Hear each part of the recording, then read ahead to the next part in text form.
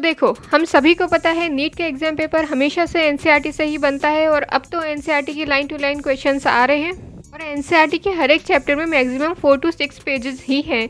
But फिर भी उसे 10, 15, 12 बार पढ़ने के बाद भी हम फिर भी कंप्लीट स्कोर नहीं कर पाते, मतलब 360 आउट ऑफ 360 तक नहीं पहुंच पाते उसको इतनी दफ़ा पढ़ने के बाद भी, क्योंकि उसकी वजह है कि बहुत सारे ऐसे हिडन कॉन्सेप्ट हैं जो हमारी आंखों के सामने से होकर निकल जाते हैं, बट हमें ये नहीं लगता कि ये इम्पॉर्टेंट है भी इतना या नहीं। ऐसे ही कॉन्सेप्ट को हमारे चैनल पर समझाया जाता है, उनको वहाँ से पिक करके आप लोगों को पूरा कॉन्सेप्ट बताया जाता है। इसके लिए आप लोग सबसे पहले चैनल को सब्सक्राइब कर लो ताकि सारी वीडियोज़ आप तक पहुँचती रहे। ऐसा ही एक कॉन्सेप्ट है बॉडी फ्लूइड्स एंड सर्कुलेशन वाले चैप्टर से, एरिथ्रोब्लास्टोसिस फेटालिस, और आज हम इसको कवर करने वाले हैं। Hello and welcome back to our channel. सबसे पहले आप इस बात का मन बनाओ कि आप इस कॉन्सेप्ट को यहीं समझोगे और यहीं याद करके तब जाओगे। ऐसा आपका ही फ़ायदा है, आप ही के लिए ये इम्पॉर्टेंट है, इसलिए हमने ये जो है कॉन्सेप्ट पिक किया है, वरना हम कोई सा भी कॉन्सेप्ट पिक करके आपको समझा देते, उसमें हमें कोई दिक्कत नहीं थी।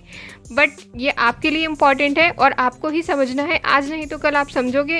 इससे बेटर ये है कि जहाँ आपको नॉलेज मिल रही है वहाँ से उस टाइम पर आप नॉलेज ले लो और उस चीज़ को याद रखो।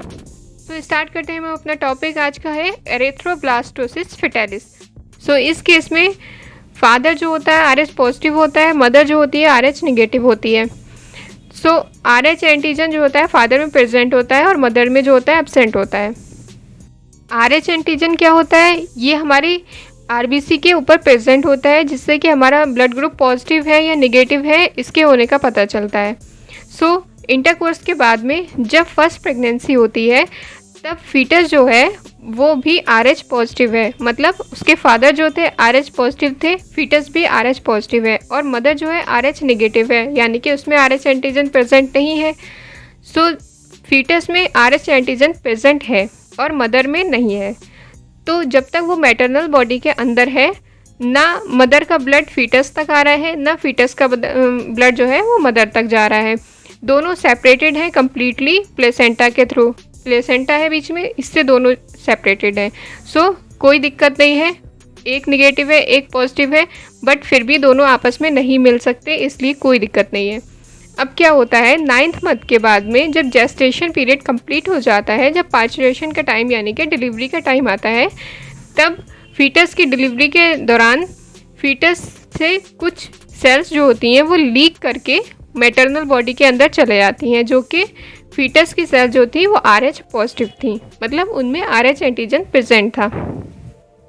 बट मदर में तो प्रेजेंट नहीं है, मदर तो RH नेगेटिव की है।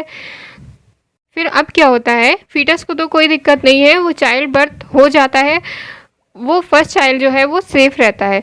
अब क्या होता है, मैटरनल बॉडी के अंदर जब कोई भी, आप लोगों को ये पता होगा, कोई भी फॉरेन पार्टिकल जब हमारी बॉडी के अंदर आता है तो हमारा इम्यून सिस्टम ऑटोमेटिकली रिस्पॉन्स करने लगता है उस पार्टिकल के अगेंस्ट, क्योंकि वो फॉरेन पार्टिकल है, बाहर का पार्टिकल है, इसलिए। तो जब ये एंटीजन मैटरनल बॉडी के अंदर आता है तब ये बाहर का हुआ, क्योंकि वो तो नेगेटिव है, तब क्या होता है, इम्यून सिस्टम मदर का ऑटोमेटिकली जनरेट हो जाता है, उसके अगेंस्ट जनरेट हो जाता है, जिससे क्या होता है, एक एंटी RH एंटीबॉडी बन जाती है ऑटोमेटिकली मदर के अंदर, जो कि RH पॉजिटिव को किल करती है, मतलब उस एंटीजन को किल करने के लिए एक एंटीबॉडी ऑटोमेटिकली बन जाती है, और वो एंटीबॉडी जो है वो उस एंटीजन को किल कर देती है। अब एंटीजन तो किल हो गया, मदर को भी कोई दिक्कत नहीं है, फर्स्ट चाइल्ड को भी कोई दिक्कत नहीं हुई, वो भी सेफ़ है, दोनों सेफ़ हैं। बट क्या होता है, जो एंटीबॉडी बनी थी उस RH एंटीजन को किल करने के लिए वो एंटीबॉडी अभी भी मदर के अंदर प्रेजेंट रहती है, क्योंकि एंटीबॉडी की लाइफ बहुत लंबी होती है, कई सालों तक वो प्रेजेंट रहती है हमारी बॉडी के अंदर। तो जो एंटी RH एंटीबॉडी बनी थी वो अभी भी मदर के अंदर प्रेजेंट है। क्या होता है, कुछ टाइम के बाद या फिर कुछ साल के बाद जब सेकंड प्रेगनेंसी आती है, तब भी क्या होता है, सेम सिचुएशन होती है, जो फीटस जो है वो RH पॉजिटिव है।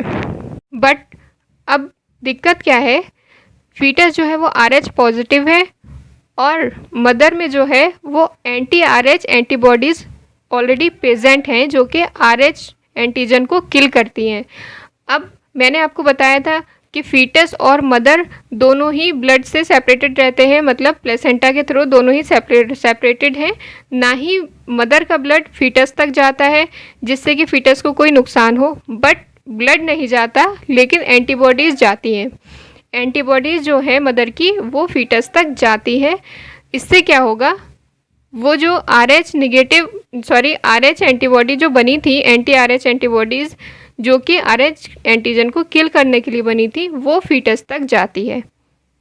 सो ब्लड नहीं गया, बट वो जो एंटीबॉडीज़ बनी थी, एंटी RH एंटीबॉडी, वो फीटस तक गई। उन्होंने क्या किया, वो फीटल सेल को जो है धीरे धीरे रप्चर करने लगी। क्यों? क्योंकि वो RH पॉजिटिव को किल करने के लिए, मतलब RH एंटीजन को किल करने में लग जाती हैं, वहाँ जाते हैं, क्योंकि उनका काम ही वही है, वो उसी के लिए बनी थी। एंटी RH एंटीबॉडीज़ जो थी वो RH एंटीजन को किल करने के लिए बनी थी, और वो पहुँच जाती हैं फीटल तक। फीटस तक जब वो पहुँच जाती हैं, फिर उसके बाद वो धीरे धीरे फीटस की RBCs को रप्चर करने में लग जाती हैं। तो उससे क्या होता है, फीटल जो होता है एनीमिक हो जाता है, बहुत ज़्यादा एनीमिक हो जाता है, और इससे उसकी डेथ तक हो सकती है। सो यही होता है एरिथ्रोब्लास्टोसिस फिटालिस।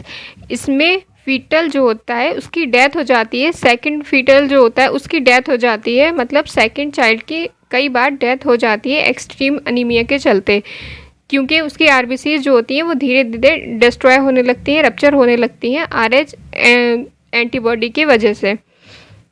इस टॉपिक से कई बार क्वेश्चंस आते हैं, बहुत सारे क्वेश्चंस आते हैं। अभी लास्ट टाइम 2020 में भी एक क्वेश्चन आया था, और इससे क्वेश्चंस कैसे बन सकते हैं वो मैं आपको बता देती हूँ। जैसे कि आपसे क्वेश्चन में पूछ सकते हैं, एरिथ्रोब्लास्टोसिस फिटालिस में फादर का क्या पॉजिटिव होता है या नेगेटिव होता है, RH एंटीजन होता है या नहीं होता है, मदर में कैसा होता है, फीटस में कैसा होता है, ऐसे वाले क्वेश्चंस वो आपसे पूछ सकते हैं।